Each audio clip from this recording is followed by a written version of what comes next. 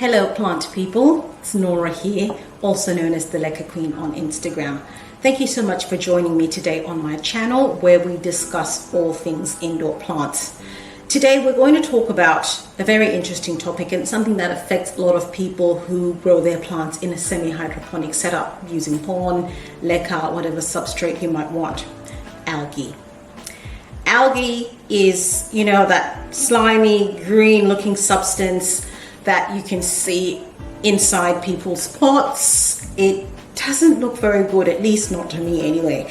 I do not like to see algae in my plants.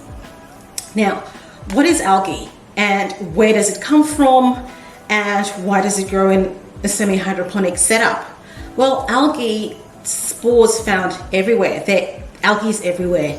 They're little spores hanging around in the air and they will seed in your substrate. Algae need a few things to thrive: water, nutrients, light, oxygen, pretty much what most living things need. And all that is abundant in a semi-hydroponic setup. You've got the nutrients with nutrients, you've got the solution, you've got the oxygen in the air. So the algae will go in there. If it's got enough light, it will start to grow and bloom.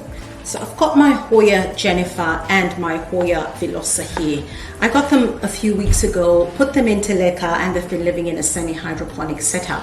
And by that I mean they're living in a clear grower's pot with the Leca, and I've got that pot in a cache pot which contains the nutrient solution. So what did I do differently? I put this plant, the Jennifer, in a clear cache pot. So you've got the light going through into that through the nutrient and exposing that plant to light. And I put this plant in a cache pot that's dark. So there's no light going through into the nutrient solution. And what happened next? So what you see here with the Jennifer is you see algae has started to grow. You can see the green discoloration there. And you can see it on the pot as well. When you look at the Velosa, that is absolutely clean. There is no algae living on that plant at all. Why? Why is that? Why the difference? The only difference between the setups of these two plants is that this one has a dark cache pot, this one has a light cache pot. So the light is going through here, allowing the algae to bloom.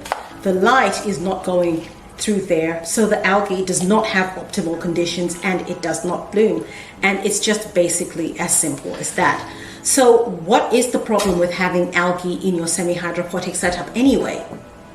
In theory, there isn't really a big problem. The algae are pretty harmless to the plant and nothing is going to happen as long as they have not completely taken over the pot. So what will tend to happen is if you let that algae grow and build up over time, the algae and the plant are actually using the same nutrients. They're using the same oxygen, they're using the same water supply. So you'll have a competition between the plant and the algae. So in effect, your plant is not having the best conditions that it can have because it's competing for nutrients.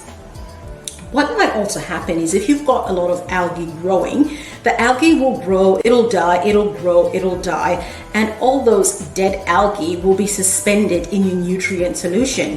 And as they're growing and dying, carbon monoxide is being released and you've got changes in the pH of your nutrient solution. So you might have, in a sense, what is called a nutrient blockout. So in as much as you're supplying nutrients to your plants, because of the algae that's in there and all the processes that's going on, you'll get a change in pH, and because of that, the plant does not have access to the nutrient. So the plant is not doing as well as it could have done if you didn't have such a big algae buildup.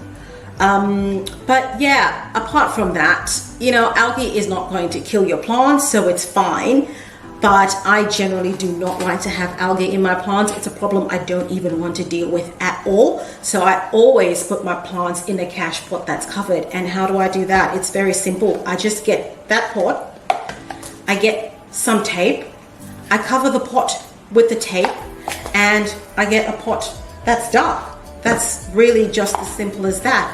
or you could get a cache pot that is opaque, so you don't have any light going through. So you don't necessarily have to do this, because this is not exactly the prettiest setup. I will show you something else that looks really good and works just as well. So I have my philodendron imperial red here. That just look majestic in this pot. So I've got this outer pot, right? And this is a ceramic pot that doesn't have a hole, so I'm using this as my cache pot. I've got my plant in the clear pot there, and the nutrient solution is in there. And if you look at this plant, there is no algae in sight.